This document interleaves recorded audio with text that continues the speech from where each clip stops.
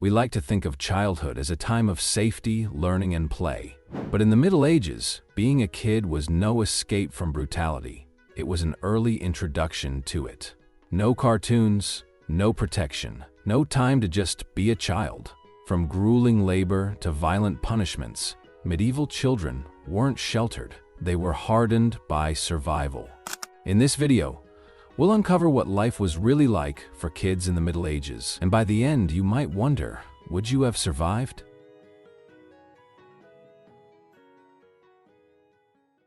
No such thing as childhood. In the Middle Ages, the idea of childhood as a protected stage of life didn't exist. Kids weren't seen as fragile or innocent. They were simply small, unfinished adults. And the moment a child could walk, talk, or lift a tool, they were expected to contribute. There were no age-appropriate roles or development stages.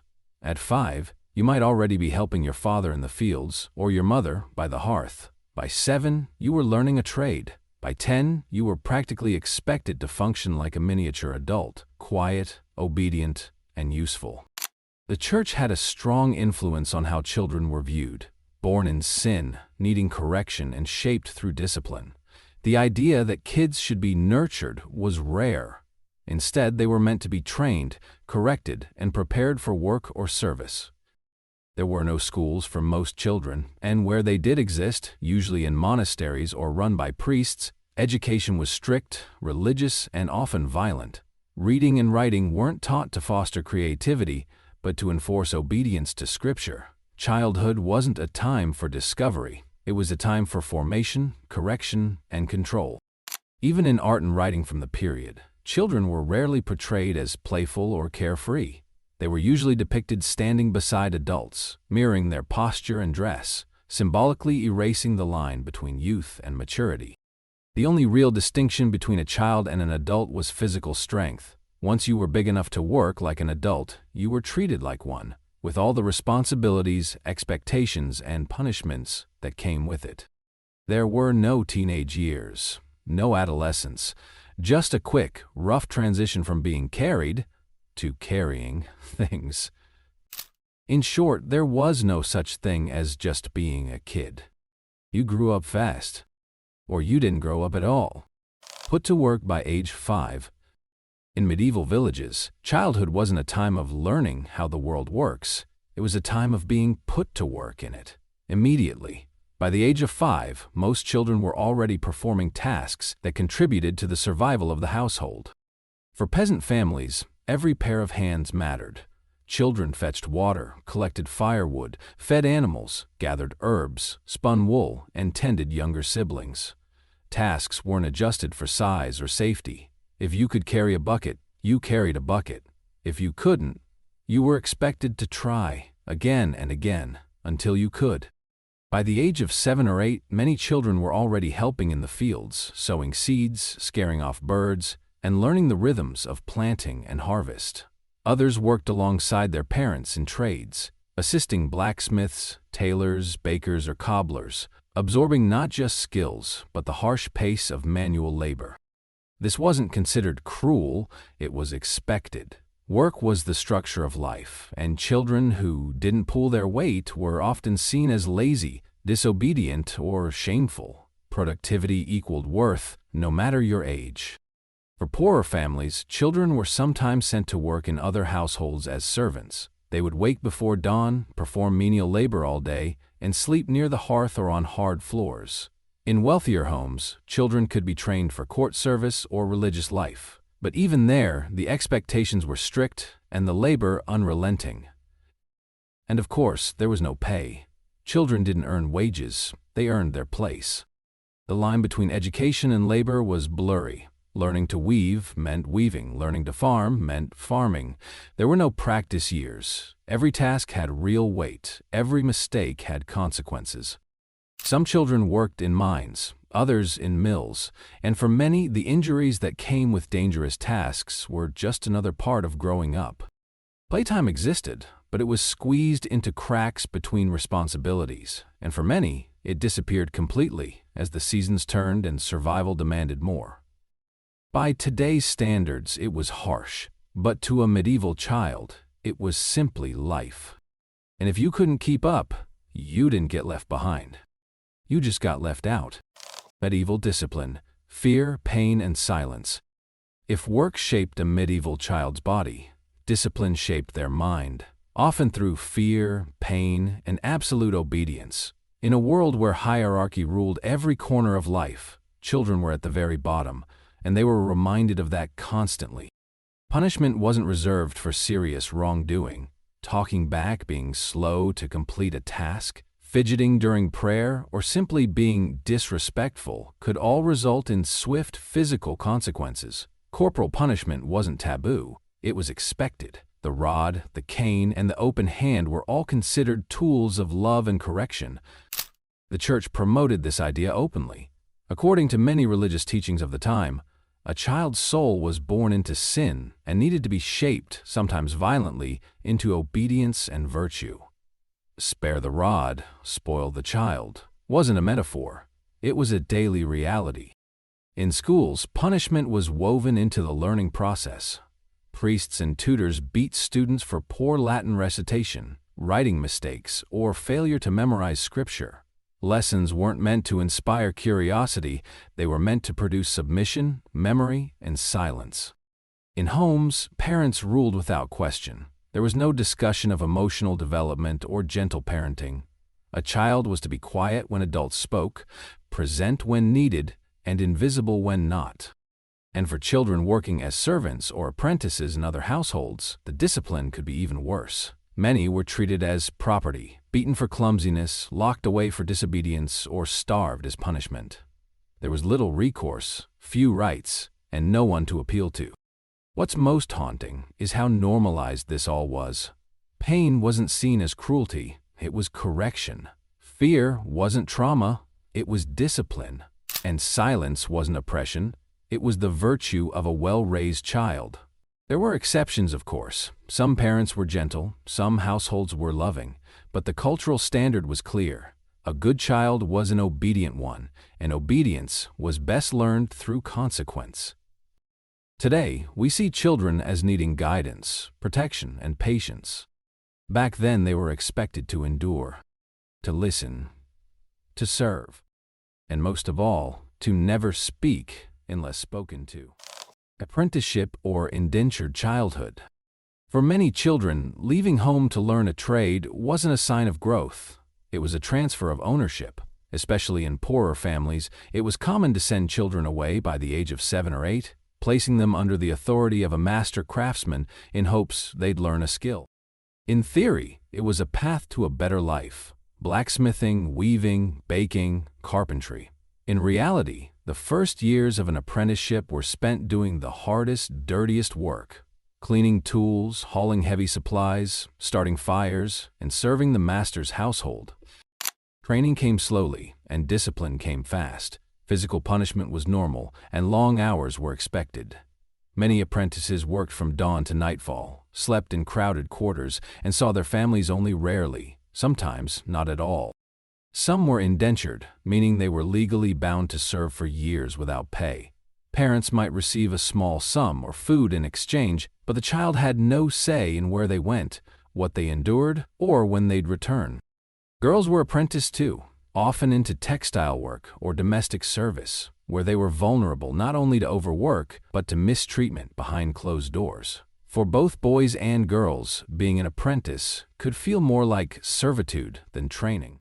In cities, guilds provided some structure, offering official timelines and rules, but in rural areas, everything depended on the master's character. A cruel one could break a child. A kind one might become a mentor. Most fell somewhere in between. There was no guarantee of success, no diploma, no safety net, just the hope that one day the work would pay off and you'd become a journeyman, or at least survive long enough to try. This was how childhood ended for many. Not gradually, not gently. With a bundle of clothes, a long walk from home, and the quiet acceptance that life was no longer yours. Orphans, street kids, and abandonment. Childhood in the Middle Ages was already difficult within a family. Without one, it could be merciless. Wars, plagues, childbirth complications, and starvation created a steady flow of orphans. Some lost one parent, many lost both, and when that happened, there was no formal system waiting to care for them, only a patchwork of charity, chance, and survival. Orphans were often absorbed by extended family if any existed, but in poor villages, taking in another mouth to feed wasn't always possible. That's when children were left in the care of monasteries, churches, or workhouses, where care usually meant labor, strict discipline, and bare survival. Some ended up on the streets. Medieval cities were filled with abandoned or semi-abandoned children, begging, stealing, sleeping in alleys, or forming loose bands with other kids to survive. They were seen as nuisances, threats, or just invisible. Few were rescued, fewer still were protected. Infant abandonment also wasn't rare. Mothers in extreme poverty sometimes left babies at the doors of churches, wrapped in cloth, hoping someone would take them in. Others were left anonymously at foundling hospitals, which began appearing in the late medieval period, but were often overcrowded and under-resourced.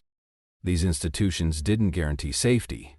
Abuse, disease, and exploitation were common. Many children died before reaching adolescence, not from violence, but from neglect. There were also legal cases of abandonment. Under certain medieval laws, children born out of wedlock or to widows without protection had no recognized status. They could be sold into service, left to roam, or punished for crimes of desperation. Even children as young as 7 were tried for theft or vagrancy in some places. Girls faced unique dangers.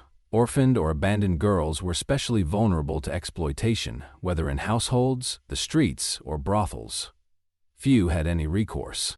And yet, even in this harsh reality, some children found their way into trade, apprenticeship, or protection through luck, sponsorship, or resilience. But for most, being an orphan or street child in the Middle Ages meant one thing: you were on your own. No safety, no future, no room for mistakes.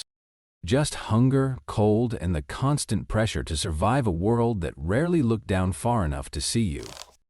Marriage at 12. Parenthood at 13. For many medieval children, growing up didn't just mean working or learning a trade. It meant becoming a spouse, and soon after, a parent.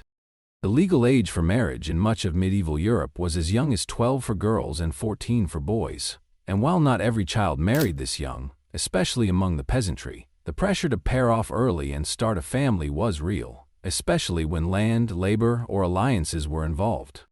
Among the nobility, young marriages were often political. Children were betrothed even before they could walk, with alliances sealed long before they understood what marriage even meant. Sometimes noble kids were married off officially, but the marriage wasn't consummated until later. Other times, it was. Among peasants, early marriage had less to do with politics and more to do with survival. A girl who reached puberty might be seen as ready to bear children. And children were economic assets. Sons would work the land, daughters would help in the home. The sooner that cycle began, the sooner a family's future was secured. But the reality was brutal. A 12-year-old bride could be married to a much older man, expected to manage a household, endure pregnancy, and raise children while still barely past childhood herself. Complications in childbirth were common. Maternal death, especially among teenage girls, was a frequent and tragic part of life. For boys, early marriage didn't come with less pressure. A young husband was expected to provide, protect, and prove his worth. He might be working full days in the field, trying to support a wife and child, before he'd even finished growing himself. And once married, there was no going back. Divorce was almost non-existent. Marital roles were fixed. The idea of youth ended the moment vows were exchanged. There were exceptions, regions, and times where marriage happened later, or where customs were more lenient. But across much of medieval Europe, marriage and parenthood weren't milestones of adulthood. They were the fast-forward button out of childhood. Today, 13-year-olds go to school. Back then, they gave birth. And in that world, growing up wasn't a process. It was an order. War, famine, and death were always nearby. For medieval children, danger wasn't something far away. It was the background noise of life, always present, always near, and often completely out of their control. Wars weren't distant events. They marched through villages, burned fields, and took fathers, and sometimes children, with them. Boys as young as 10 were occasionally used as squires or messengers. Others were pulled into militias, especially during desperate times. They didn't carry swords, but they still followed armies. Even if they didn't fight, children were caught in the crossfire. Raids, sieges, and pillaging were devastating. Homes were destroyed, parents killed, livestock stolen. Some children were taken as slaves or servants by invading forces, never to return. And if war didn't come, famine often did. Crop failures, harsh winters, floods, or disease among animals could turn a village from stable to starving in weeks. Children were always hit the hardest. Their smaller bodies made them more vulnerable to malnutrition, and in times of shortage, the youngest weren't always the first to be fed. Bread was stretched with bark, roots, or moldy grain. Hunger hallucinations were real. Some kids scavenged for weeds or snails to bring home. Others simply didn't survive the season. Then came disease. The Black Death alone wiped out millions, including an enormous percentage of children. But even in non-plague years, diseases like dysentery, typhoid, and pneumonia claimed young lives constantly. With little understanding of germs and no real medicine, even a mild fever could mean death. And death wasn't hidden. Children saw it everywhere. Public executions were common. So were open-air burials, bones scattered near chapels, and family members buried in the same field they'd worked just days before. For many kids, the first lesson in life was that it could end at any time. Grief was part of growing up. So was fear. So was watching your world disappear faster than you could understand it. For us, death is the exception. For them, it was a neighbor, always outside the door, waiting. Rare joys, games, festivals, and moments of light. For all its brutality, medieval childhood wasn't entirely made of suffering. Even in a world of war, hunger, and discipline, kids still found ways to be kids, if only in fleeting moments. In villages, children played with whatever was around them. They made dolls from cloth scraps, played games with sticks and stones, chased hoops, and mimicked adult work in play. They told jokes, they raced through fields, they made up songs, and laughed at things they weren't supposed to. Games like knucklebones, a primitive version of jacks using animal bones, were common. So were mock duels with wooden swords and simple ball games played in muddy alleys. These weren't organized activities or scheduled breaks. They were spontaneous, often squeezed into the small cracks between chores. Festivals were another escape. Religious feasts like Christmas, Easter, or harvest celebrations gave children a chance to eat better food, see traveling performers, and feel part of something joyful. During Feast of Fools or Boy Bishop days, children were even allowed to parody adult authority, dressing up as priests or kings, flipping roles just for one day. In noble households, children might be given miniature animals, puzzles, or even carved toys. And while they still lived under strict rules, they often had access to more leisure time, especially if they were male and destined for a future in court or the church. For many kids, joy came in the form of community, a shared loaf of bread, warmth around a fire, or a song passed down from older siblings, a moment of laughter in a world that didn't offer many. And though life was hard, the bonds built between siblings, cousins, and neighboring children were deep. They learned to survive together. But they also learned to smile together, even if only for a few stolen minutes each day. Because no matter how hard the world pressed down, childhood finds a way. A laugh, a game, a spark of light in a world built from stone. Brutality was the beginning. We often romanticize the past. Stone walls, handmade clothes, simpler times. But for children in the Middle Ages, there was nothing simple about survival. They weren't raised. They were tested. By labor, by loss, by fear. There were no safety nets, no second chances, no soft landings. Just a world that demanded strength from the moment you could stand. And yet, some of them laughed. Some of them loved. Some of them survived long enough to grow old and pass on the very same lessons that shaped them. Today, we protect childhood. We nurture it. But in protecting it, we often forget that, not long ago, being a kid meant enduring everything life could throw at you, without ever being asked if you were ready. So now the question isn't just could you have survived? It's this: what would that world have made of you?